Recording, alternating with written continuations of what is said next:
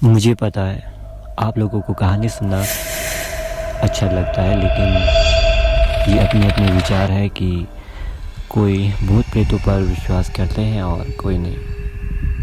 तो कमेंट करके ज़रूर बताएं कि आप भूत प्रेतों को मानते हो या नहीं। तो चलिए मैं आज आप लोगों को दो ऐसे किस्से अपनी लाइफ के सुनाने जा रहा हूँ जो मेरे साथ कभी हुआ था। अक्सर मैं बचपन में अपनी मम्मी से बहुत सारी कहानियाँ सुना करता था। उनका जन्म 1918 में हुआ है, तो आज से लगभग 60 साल पहले की बात।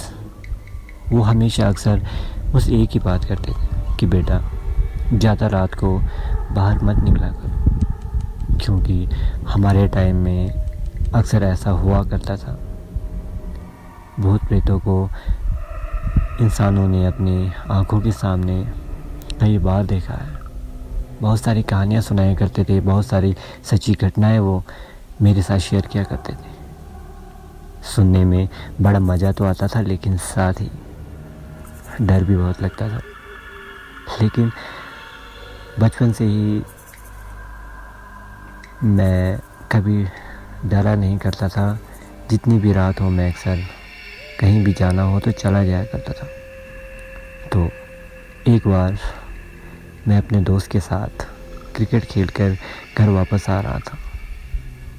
रास्ते में एक सुनसान नाला पड़ता है, वहाँ पर पहले शमशान घाट हुआ करता था, तो हम वहीं से जाकर अपने घर की तरफ जाया करते थे।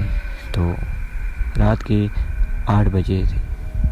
हम जैसे जैसे आगे जा रहे थे, हमारे पीछे किसी की बात करने की आवाज़ जैसे सुनाई दे रही थी। हम उसे इग्नोर करते रहे। हमें लगा कि शायद कोई होगा इंसान हमारे पीछे लिंक करके चला होगा। तो मैं बार बार पीछे देखे जा रहा था, लेकिन मुझे कोई भी दिखाई नहीं दे रहा था। जैसे ही घर के पास में पहुँचे, वहाँ से रास्ते दो तरफ डिवाइड हो जाते थे, एक हमारे घर की तरफ और एक दूसरी तरफ। मैंने वहाँ पर उससे कहा कि रुक यार भाई, थोड़ा वेट करते हैं यार, हमारे पीछे शायद हो सकता है कोई ड्रिंक करके चला हुआ है, कहीं वो हमारे पीछे पीछे आकर हमें परेशान ना करें। तो उसने कहा कि भैया हमारे साथ तो कोई भी नहीं है।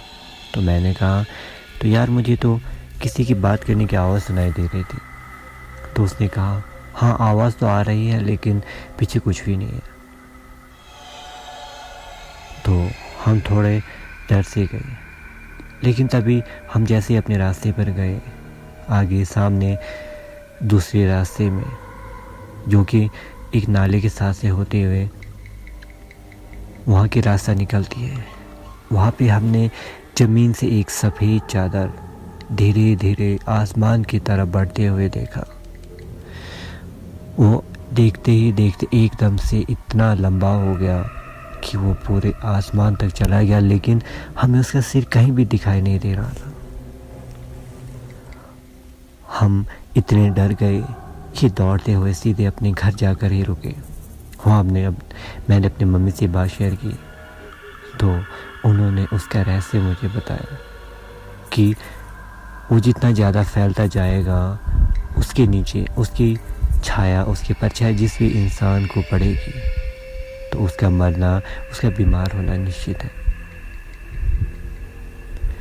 और दूसरी घटना, मैं खेल कर जब घर आ रहा था, अक्सर रात को हमें खेलने के बाद घूमने का बड़ा शौक़ था।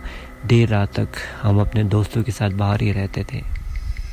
रात के 9 बज रहे थे। हम दोनों भाई ग्राउंड से अपने घर की तरफ आ रहे थे।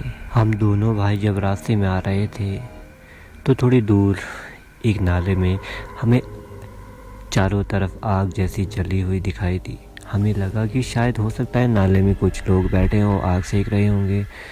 तो थोड़ी देर के बाद वो आग कभी बुझ रही है, तो कभी फैलते हुए बहुत ज़्यादा जल रही है, फिर कम हो रही है। हमें ये बात समझ नहीं आई। हमने उसे इग्नोर किया, चलते रहे।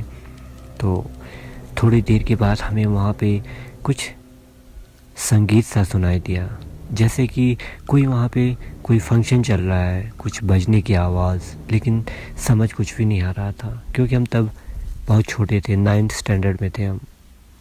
तो जैसे तैसे वो आग कभी जलती कभी बुझती और वहाँ पे नाच गाने की जैसी आवाज़ आ रही थी। डर से हम दोनों सहम से गए और हमने दौड़ते हुए जल्दी से जल्दी घर पहुँचना ही ज़्यादा ज़रूरी समझा। घर जाकर हमने मम्मी से ये बात शेयर की तो पता चला कि उस नाले में बहुत पहले एक बारात बाढ़ के साथ बहती हुई आई थी और सबकी डेथ हो गई थी। उसके चलते वहाँ पर अक्सर लोगों को कई बार डराया गया है। तो वो ढोल नगाड़े या फिर किसी संगीत की आवाज़ उसी नाले से आती है।